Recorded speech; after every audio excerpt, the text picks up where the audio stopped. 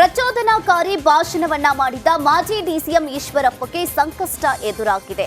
ಈಶ್ವರಪ್ಪ ಹೇಳಿಕೆಯನ್ನ ಖಂಡಿಸಿ ದಾವಣಗೆರೆಯಲ್ಲಿ ಎಫ್ಐಆರ್ ದಾಖಲಾಗಿತ್ತು. ಈಶ್ವರಪ್ಪಗೆ ದಾವಣಗೆರೆ ಪೊಲೀಸರು ನೋಟಿಸ್ ಅನ್ನ ಜಾರಿ ಮಾಡಿದ್ದಾರೆ.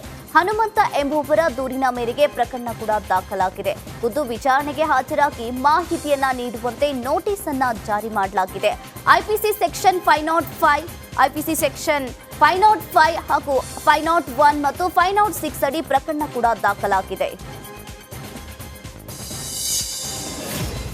ಇನ್ನು ಇದಕ್ಕೂ ಮೊದಲು ಮಾಜಿ ಡಿಸಿಎಂ ಈಶ್ವರಪ್ಪ ತಮ್ಮ ಪ್ರಚೋದನಕಾರಿ ಹೇಳಿಕೆಯನ್ನ ಸಮರ್ಥಿಸಿಕೊಂಡಿದ್ರು. ನನ್ನ ಹೇಳಿಕೆಗೆ ಈಗಲೂ 100ಕ್ಕೆ 100ರಷ್ಟು ಬದ್ಧ ಅಂತ ಹೇಳಿದ್ರು. ಅಷ್ಟೇ ಅಲ್ಲ, ಕ್ರಮ ತೆಗೆದುಕೊಳ್ಳುವಂತೆ ಸರ್ಕಾರಕ್ಕೆ ನೇರ ಸವಾಲ್ ಕೂಡ ಹಾಕಿದ್ರು. ರಿಪಬ್ಲಿಕ್ ಕನ್ನಡದ ಮೂಲಕ ಮಾಜಿ ಡಿಸಿಎಂ ಚಾಲೆಂಜ್ ಹಾಕಿದ್ರು.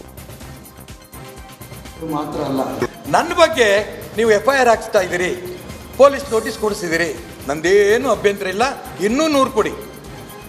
ಆದರೆ DK ಸುರೇಶ್ ಅವರು ಹೇಳಿಕೆನ ಸರಿ ಇಲ್ಲ ಅಂತ ನೀವೇ ಸಿದ್ದರಾಮಯ್ಯನವ್ರು ಹೇಳಿದಿರಿ. ಅವ್ರು ಯಾಕೆ ಪೊಲೀಸ್ ನೋಟಿಸ್ ಕೊಟ್ಟಿಲ್ಲ? ಅವ್ರಿಗೆ ಯಾಕೆ ಎಫ್ಐಆರ್ ಹಾಕಿಲ್ಲ ಅವ್ರ ಮೇಲೆ? ನಾನು ಹೇಳಿದ್ದು ಸರಿ ಇಲ್ಲ ಅಂತ ಮಾತ್ರ ಹೇಳ್ತಾ ಇದ್ದೀರಿ. ಆದರೆ ನಾನು ಗುಂಡಿಟ್ಟು DK ಸುರೇಶ್ ಅವ್ರನ್ನ ಕೊಲ್ಲಬೇಕು ಅನ್ನೋದು ಹೇಳಿಲ್ಲ. DK ಸುರೇಶ್ ಅಂತ ರಾಷ್ಟ್ರದ್ರೋಹಿಗಳು ದಕ್ಷಿಣ ಭಾರತವನ್ನೇ ಬೇರೆ ರಾಷ್ಟ್ರವಾಗಿ ಕೇಳ್ತೀವಿ ಅಂತ ಹೇಳಂಥ ದೇಶದ್ರೋಹಿಗಳ ಬಗ್ಗೆ ಗುಂಡಿಟ್ಟು ಕೊಲ್ಲಂತ ಕಾನೂನನ್ನು ತನ್ನಿ ಅನ್ನೋದನ್ನು ಪ್ರಧಾನಮಂತ್ರಿ ನರೇಂದ್ರ ಮೋದಿ ಅವರಿಗೆ ನಾನು ಮನವಿ ಮಾಡಿದ್ದೇನೆ. ದೇಶ ವಿಭಜನೆ ವಿಚಾರಕ್ಕೆ ಸಂಬಂಧಿಸಿದಂತೆ ಮಾಜಿ ಸಚಿವ KS ಈಶ್ವರಪ್ಪ ಹೇಳಿಕೆಯನ್ನ ಶ್ರೀರಾಮ ಸೇನೆ ಮುಖ್ಯಸ್ಥ ಪ್ರಮೋದ್ ಮುತಾಲಿಕ್ ಸಮರ್ಥಿಸಿಕೊಂಡಿದ್ದಾರೆ. ಹುಬ್ಬಳ್ಳಿಯಲ್ಲಿ ಮಾತನಾಡಿದ ಅವರು, ಈಶ್ವರಪ್ಪ ಹೇಳಿರುವುದು ಸರಿಯಿದೆ, ಅವರು ಹೇಳಿದ್ರಲ್ಲಿ ತಪ್ಪೇನಿಲ್ಲ. DK ಸುರೇಶ್ ತಮ್ಮ ಹೇಳಿಕೆ ವಾಪಸ್ ಪಡೆದು ಕ್ಷಮೆಯನ್ನ ಕೇಳಬೇಕು ಅಂತ ಆಗ್ರಹಿಸಿದ್ರು. DK ಸುರೇಶ್ ಅವರ ಹೇಳಿಕೆ ಆಗಲಿ, ಅದನ್ನ ಸಮರ್ಥನೆ ಮಾಡಿಕೊಳ್ಳುವಂತ ಬೇರೆ ಬೇರೆ ವ್ಯಕ್ತಿಗಳಾಗಲಿ, ಕಾಂಗ್ರೆಸ್ನವರಾಗಲಿ, ಇದು ಸರಿಯಲ್ಲ. ಅದನ್ನು ಕೂಡಲೇ ವಾಪಸ್ ತಗೊಳ್ಬೇಕು. ವಾಪಸ್ ತಗೊಂಡು ನೀವು ಹೋರಾಟ ಮಾಡಿ. ಆದರೆ ಈ ರೀತಿಯ ದೇಶದ್ರೋಹಿಯ ಹೇಳಿಕೆ ಕೊಟ್ಟಿದ್ದು ನಿಜವಾಗಿಯೂ ತಪ್ಪಿದೆ. ಸೊ ಅವರು ಈಶ್ವರಪ್ಪ ಹೇಳಿದ್ರಲ್ಲಿ ಏನೂ ತಪ್ಪಿಲ್ಲ. ಅವರು ರಾಷ್ಟ್ರಧ್ವಜ ಹಾರಿಸೋಕ್ಕೆ ಇಲ್ಲಿ ಈದ್ಗಾ ಮೈದಾನದಲ್ಲಿ ಕಾಂಗ್ರೆಸ್ ತೊಂದರೆ ಕೊಡ್ತು, ಗುಂಡು ಹಾರಿಸಿದ್ರೆ ನೀವು. ಸೊ ಬೇಕಾದಷ್ಟು ರೀತಿಯ ಇವತ್ತು ದೇಶದ್ರೋಹಿ ಪಾಕಿಸ್ತಾನ ನಿರ್ಮಾಣ ಮಾಡಿದ್ದು ಯಾರು? ಕಾಂಗ್ರೆಸ್ನವರು ನೀವೇ ನಿರ್ಮಾಣ ಮಾಡಿದ್ರಿ. ಬಾಂಗ್ಲಾದೇಶ್ ನೀವೇ ನಿರ್ಮಾಣ ಮಾಡಿದ್ರಿ. ಹೀಗೆ ಪ್ರತ್ಯೇಕವಾದವನ್ನು ಕಾಂಗ್ರೆಸ್ ನಿರ್ಮಾಣ ಮಾಡ್ತಾ ಇರುವಂಥವರ ಇವತ್ತು ಕಾಂಗ್ರೆಸ್ಸಿನ MP ಬಾಯಲ್ಲೇ ಇವತ್ತು ಈ ರೀತಿಯ ಹೇಳಿಕೆ ಬಂದಿದ್ದಕ್ಕೆ ಆಕ್ರೋಶ ಆಗ್ತಾ ಇದೆ. ಎಲ್ಲರಿಗೂ ಸಿಟ್ಟು ಬರ್ತಾ ಇದೆ. ಏನು ತಪ್ಪೇನಿದೆ? ಸಂಸದ DK ಸುರೇಶ್ಗೆ ಗುಂಡಿಕ್ಕಿ ಕೊಲ್ಲಬೇಕು ಅನ್ನೋ ಮಾಜಿ ಸಚಿವ KS ಈಶ್ವರಪ್ಪನವರ ಹೇಳಿಕೆ ವಿಚಾರಕ್ಕೆ ಜಗದೀಶ್ ಶೆಟ್ಟರ್ ರಿಯಾಕ್ಷನ್ ಕೊಟ್ಟರು. ಹುಬ್ಬಳ್ಳಿಯಲ್ಲಿ ಮಾತನಾಡಿದ ಅವರು, ಯಾರೇ ಆಗಲಿ ಲಕ್ಷ್ಮಣ ರೇಖೆ ದಾಟಬಾರದು. ಸುಮಲತಾ ಸ್ಪರ್ಧೆ ಬಗ್ಗೆ ಹೈಕಮಾಂಡ್ ತೀರ್ಮಾನ ಅಂತಂದ್ರು. ಇನ್ನು ಧಾರವಾಡ ಲೋಕಸಭಾ ಚುನಾವಣೆಗೆ ಸ್ಪರ್ಧೆ ವಿಚಾರಕ್ಕೆ ರಿಯಾಕ್ಷನ್ ಕೂಡ ಕೊಟ್ಟಿತ್ತು. ಹೈಕಮಾಂಡ್ ಸ್ಪರ್ಧಿಸಿ ಅಂತ ಹೇಳಿದ್ರೆ ಮಾಡ್ತೀನಿ ಅಂತಂದ್ರು. ಆದರೂ ಆ ಕಡೆ ಇರಲಿ ಈ ಕಡೆ ಇರಲಿ ಲಕ್ಷ್ಮಣ ರೇಖೆನ ದಾಟಬಾರ್ದು ಅಂತ ಹೇಳಿ, ಹೀಗಾಗಿ ಅಷ್ಟೇ ನಾನು ಹೇಳೋದು. ಇದಕ್ಕೆ ಯಾರಾದರೂ ಲಕ್ಷ್ಮಣ ರೇಖೆಯನ್ನು ದಾಟಬಾರ್ದು ಅಂತ ಹೇಳ್ತೀನಿ. ಇದು ಗಾಂಧೀಜಿಯವರು ಕೊಂದಾರ ಅನ್ನುವಂಥದ್ದನ್ನೇ ಹೇಳಿ 30-40 ವರ್ಷ ಸರ್ಕಾರ ಮಾಡ್ಕೊಂಡ್ಬಂದ್ರು. ಅವರು ಮುಗಿದು ಹೋಯ್ತು ಕದ್ದೆ. ಅದು ಹಿಂದೆ ಕೋರ್ಟ್ ಡಿಸಿಷನ್ ಆಗ್ಯದವು, ಎಲ್ಲ ಆಗಿದ್ದಾವೆ. ಹೀಗಾಗಿ ಭಾರತೀಯ ಜನತಾ ಪಾರ್ಟಿಗೂ ಅದಕ್ಕೇನೋ ಸಂಬಂಧ ಇಲ್ಲ ಅಂತ ಸಾಕಷ್ಟು ಸಲ ಆಗಿದೆ ಚರ್ಚೆ. ಮತ್ತೆ ಅದನ್ನೇ ಪದೇ ಪದೇ ಹೇಳುವ ಮುಖಾಂತರ ಜನರನ್ನು ಭಾಳ ದಿವಸ ಮೂರ್ಖರನ್ನಾಗಿ ಮಾಡಲಿಕ್ಕೆ ಆಗೋದಿಲ್ಲ. ಯಾರೇ ಆದರೂ ಖರ್ಗೆ ಅಂತಹವರ ಹೊಟ್ಟೆಯಲ್ಲಿ ಕೆಟ್ಟ ಹುಳು ಹುಟ್ಟಿದೆ ಎಂದು ಪ್ರಿಯಾಂಕ್ ಖರ್ಗೆ ವಿರುದ್ಧ ಈಶ್ವರಪ್ಪ ವಾಗ್ದಾಳಿಯನ್ನ ನಡೆಸಿದ್ದಾರೆ. ಶಿವಮೊಗ್ಗದಲ್ಲಿ ಮಾತನಾಡಿದ ಅವರು, ಖರ್ಗೆ ಕಾಶ್ಮೀರದಿಂದ ಕನ್ಯಾಕುಮಾರಿ ಒಂದೇ ಅಂತಾರೆ. ಅಂತಹವರ ಮಗ ದೇಶವನ್ನ ತುಂಡು ಮಾಡಲು ಹೇಳ್ತಾರೆ. ಪ್ರಿಯಾಂಕ್ ಖರ್ಗೆಗೆ ತಲೆ ಬುಡ ಇಲ್ಲ ಎಂದು ವಾಗ್ದಾಳಿಯನ್ನ ನಡೆಸಿದ್ರು. ನೋಡಿ, ಈಶ್ವರಪ್ಪ ಅವರು ಏನು ಹೇಳಿದ್ದಾರೆ ನನಗೆ ಗೊತ್ತಿಲ್ಲ. ಆದರೆ ಅವರ ಸಂಸ್ಕೃತಿಯನ್ನು ಭಾಳ ಚೆನ್ನಾಗಿ ಎದ್ದು ತೋರಿಸ್ತಾ ಇದೆ. ಅವ್ರು ಹೇಳಿದ್ದೆಲ್ಲನೂ ಕೂಡ ಯಾರು ನಾನು ಹೇಳ್ದಂಗೆ ಅವರ ಮಾತಿಗೆ BJP ಅವರೇ ಬೆಲೆ ಕೊಡ್ತಾ ಇಲ್ಲ ಅಂದರೆ ನಾವು ಯಾಕೆ ಕೊಡಬೇಕು? ಏನಾದರೂ ಬಾಯಿ ಪಡ್ಕೊಳ್ಳಿ, ಎಲ್ಲನ ಬಟ್ಟೆ ಹರ್ಕೊಳ್ಳಿ, ನನಗೇನು ಮಾಡೋದಿದೆ? ಜನರು ನಮ್ಗೆ ಆಶೀರ್ವಾದ ಮಾಡಿದ್ದಾರೆ. ಜನರ ಸೇವೆ ಮಾಡಬೇಕಾಗಿದೆ ಅಷ್ಟೇ. ಇಷ್ಟೇ ರಾಜಾರೋಷವಾಗಿ ದಯವಿಟ್ಟು ಹೋಗಿ ಕೇಂದ್ರ ಸರ್ಕಾರದ ಹತ್ರ ಗುಡುಗಿರಿ. ಕರ್ನಾಟಕದವರಿಗೆ ಕನ್ನಡಿಗರಿಗೆ ಅನ್ಯಾಯ ಆಗ್ತಾ ಇದೆ, ಅದ್ರ ಬಗ್ಗೆ ಮಾತನಾಡಿ. ನಾನು ಕೆಟ್ಟ ಹುಳನೋ ಒಳ್ಳೆ ಹುಳನೋ ತಗೊಂಡು ನಿಮ್ಗೇನು ಮಾಡೋದಿದೆ? ಮಾಜಿ ಡಿಸಿಎಂ ಈಶ್ವರಪ್ಪನವರ ಹೇಳಿಕೆಗೆ ಕಲಬುರಗಿಯಲ್ಲಿ ಸಚಿವ ಪ್ರಿಯಾಂಕ್ ಖರ್ಗೆ ತಿರುಗೇಟನ್ನ ಕೊಟ್ಟರು. ನಾನು ಕೆಟ್ಟ ಹುಳನೋ ಒಳ್ಳೆ ಹುಳನೋ ನಿಮ್ಗ್ಯಾಕೆ ಅಂತ ಪ್ರಶ್ನೆ ಮಾಡಿದ್ರು. ಜೊತೆಗೆ ಅವರ ಭಾಷೆ ಅವರ ಸಂಸ್ಕೃತಿಯನ್ನ ತೋರಿಸುತ್ತೆ ಅಂತ ಕಿಡಿಕಾರರು. ಅಮೃತಹಳ್ಳಿ ಪೊಲೀಸ್ ಠಾಣೆ ಮೇಲೆ ಮಾನವ ಹಕ್ಕು ಆಯೋಗ ದಾಳಿಯನ್ನ ನಡೆಸಿದೆ. ಅಕ್ರಮವಾಗಿ ಬಂಧಿಸಿಟ್ಟಿರುವ ಆರೋಪಿಗಳನ್ನ ಬಿಟ್ಟು ಕಳಿಸಬೇಕು. ಬಂಧನವಾದ ತಕ್ಷಣ ಮನೆಯವರಿಗೆ ಮಾಹಿತಿಯನ್ನ ನೀಡಬೇಕು. ಇನ್ಮುಂದೆ ಯಾರನ್ನ ಅಕ್ರಮವಾಗಿ ತಂದಿಡದಂತೆ ಪೊಲೀಸರಿಗೆ ಸೂಚನೆಯನ್ನ ನೀಡಿದ್ದಾರೆ. ಇನ್ನು ಅಕ್ರಮ ಬಂಧನದ ಮಾಹಿತಿ ಗೊತ್ತಾದರೆ ಕ್ರಮ ಕೈಗೊಳ್ಳುವ ವಾರ್ನ್ ಮಾಡಿದ್ದು ಉಳಿದ ಠಾಣೆ ಇನ್ಸ್ಪೆಕ್ಟರ್ಗಳಿಗೆ ಹಿರಿಯ ಅಧಿಕಾರಿಗಳು ತರಾಟೆಗೆ ತೆಗೆದುಕೊಂಡಿದ್ದಾರೆ.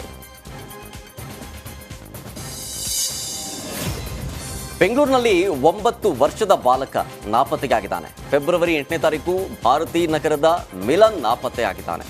ಶಾಲೆಯಿಂದ ಮನೆಗೆ ಬಂದು ಹೊರ ಹೋಗಿರುವ ದೃಶ್ಯಾವಳಿಗಳು ಸಿಸಿಟಿವಿ ಕ್ಯಾಮೆರಾದಲ್ಲಿ ಸೆರೆಯಾಗಿದೆ. ಬಾಲಕನ ಬ್ರೈನ್ ವಾಶ್ ಮಾಡಿ ಅಪರಿಚಿತರು ಯಾರೋ ಕರೆದೊಯ್ದಿರೋ ಶಂಕೆ ವ್ಯಕ್ತವಾಗಿದೆ. ಕೆಲ ದಿನದಿಂದ ಅಪರಿಚಿತರ ಜೊತೆ ಮಿಲನ್ ಮಾತನಾಡ್ತಾ ಇದ್ದಂತೆ ಭಾರತೀ ನಗರ ಪೊಲೀಸ್ ಠಾಣೆಯಲ್ಲಿ ಈ ಕೇಸ್ ದಾಖಲಾಗಿದೆ. ನಾಪತ್ತೆಯಾದ ಬಾಲಕನಿಗಾಗಿ ಪೊಲೀಸರು ಹುಡುಕಾಟ ನಡೆಸ್ತಾ ಇದ್ದಾರೆ. ಬಾಲ್ಯ ವಿವಾಹ ಮಾಡ್ತಿರುವ ಆರೋಪದ ಮೇಲೆ ಪೊಲೀಸರು ಸೀದಾ ಕಲ್ಯಾಣ ಮಂಟಪಕ್ಕೆ ನುಗ್ಗಿ ಮದುವೆ ನಿಲ್ಲಿಸಿರುವ ಘಟನೆ ರಾಮನಗರದಲ್ಲಿ ನಡೆದಿದೆ. ಬಾಲ್ಯ ವಿವಾಹ ಕುರಿತು ಪೊಲೀಸರಿಗೆ ದೂರು ಬಂದ ಹಿನ್ನೆಲೆಯಲ್ಲಿ ಕಲ್ಯಾಣ ಮಂಟಪದಲ್ಲಿ ನಡೆಯುತ್ತಿದ್ದ ವಿವಾಹಕ್ಕೆ ಪೊಲೀಸರು ಬ್ರೇಕ್ ಹಾಕಿದ್ದಾರೆ. ಈ ವೇಳೆ ಬಾಲಕಿಯ ಆಧಾರ್ ಕಾರ್ಡ್ ಪರಿಶೀಲನೆಯನ್ನ ನಡೆಸಿದ್ದು ಜನ್ಮ ದಿನಾಂಕ ತಿದ್ದಿರುವ ಆರೋಪ ಕೂಡ ಕೇಳಿಬಂದಿದೆ. ಇನ್ನು ಹೀಗಾಗಿ ಸೂಕ್ತ ದಾಖಲೆಗಳ ಜೊತೆ ಠಾಣೆಗೆ ಹಾಜರಾಗುವಂತೆ ಪೋಷಕರಿಗೆ ಪೊಲೀಸರು ಸೂಚನೆಯನ್ನ ನೀಡಿದ್ದಾರೆ.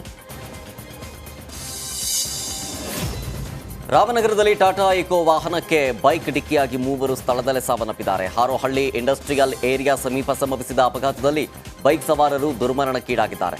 ಅತಿ ವೇಗವಾಗಿ ಬಂದು ವಾಹನಕ್ಕೆ ಡಿಕ್ಕಿ ಹೊಡೆದಿರುವ ಶಂಕೆ ವ್ಯಕ್ತವಾಗಿದೆ. ಸ್ಥಳಕ್ಕೆ ಹಾರೋಹಳ್ಳಿ ಪೊಲೀಸರು ಭೇಟಿ ನೀಡಿ ಪರಿಶೀಲನೆ ನಡೆಸಿದ್ರು. ಮೃತದೇಹಗಳನ್ನು ದಯಾನಂದ್ ಸಾಗರ್ ಅಂತೇಳಿ ಗುರುತಿಸಲಾಗಿದ್ದು ಅವರನ್ನ ಆಸ್ಪತ್ರೆಗೆ ದಾಖಲು ಮಾಡಲಾಗಿದೆ. ಕಾರು ಮಾಲೀಕನನ್ನ ವಶಕ್ಕೆ ಪಡೆದಿರುವ ಪೊಲೀಸರು ಮಾಹಿತಿಯನ್ನು ಕಲೆ ಹಾಕ್ತಾ ಇದ್ದಾರೆ.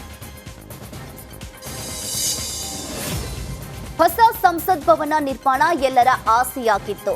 ನಿಮ್ಮ ನೇತೃತ್ವದಲ್ಲಿ ಹೊಸ ಸಂಸತ್ ಭವನ ಲೋಕಾರ್ಪಣೆಯಾಗಿದೆ ಎಂದು ಪ್ರಧಾನಿ ನರೇಂದ್ರ ಮೋದಿ ಹೇಳಿದ್ರು. ಇನ್ನು ಹೊಸ ಸಂಸತ್ ಭವನದಲ್ಲಿ ಮಾರ್ಗದರ್ಶನ ನೀಡಲು ಸೆಂಗೋಲ್ ಸ್ಥಾಪನೆಯನ್ನ ಮಾಡಿದ್ದು ಹೊಸ ಸಂಸತ್ ನಿರ್ಮಿಸಿ ಪವಿತ್ರ ಕಾರ್ಯವನ್ನ ಮಾಡಿದ್ದೇವೆ ಅಂತ ಹೇಳಿದ್ರು.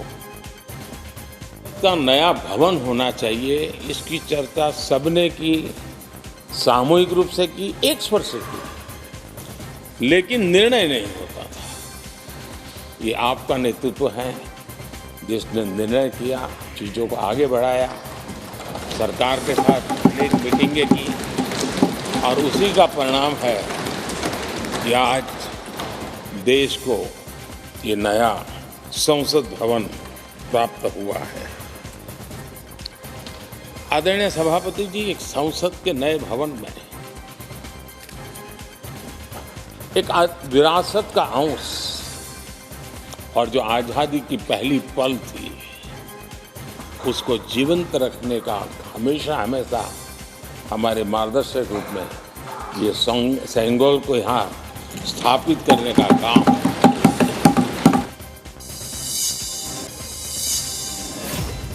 ದೆಹಲಿಯ ಜಿಎನ್ಯು ಆವರಣದ ಮುಖ್ಯ ದ್ವಾರದಲ್ಲಿ ಎಡಪಂಥಿ ವಿದ್ಯಾರ್ಥಿಗಳ ಸಂಘಟನೆ ಭಾರಿ ಪ್ರತಿಭಟನೆಯನ್ನ ನಡೆಸಿದೆ. ಜವಾಹರಲಾಲ್ ನೆಹರು ವಿಶ್ವವಿದ್ಯಾಲಯ ಕ್ಯಾಂಪಸ್ನಲ್ಲಿ ವಿದ್ಯಾರ್ಥಿ ಸಂಘದ ಚುನಾವಣೆ ಕುರಿತು ಸಭೆ ನಡೆದಿತ್ತು. ಇದೇ ವೇಳೆ ಎಬಿವಿಪಿ ಮತ್ತು ಎಡಪಂಥೀಯ ವಿದ್ಯಾರ್ಥಿಗಳ ನಡುವೆ ಮಾರಾಮಾರಿ ನಡೆದಿತ್ತು. ಈ ಘಟನೆಯನ್ನ ಖಂಡಿಸಿದ ವಿದ್ಯಾರ್ಥಿಗಳು ನಿನ್ನೆ ತಡರಾತ್ರಿ ಪ್ರತಿಭಟನೆಯನ್ನ ನಡೆಸಿ ಆಕ್ರೋಶವನ್ನ ವ್ಯಕ್ತಪಡಿಸಿದ್ರು.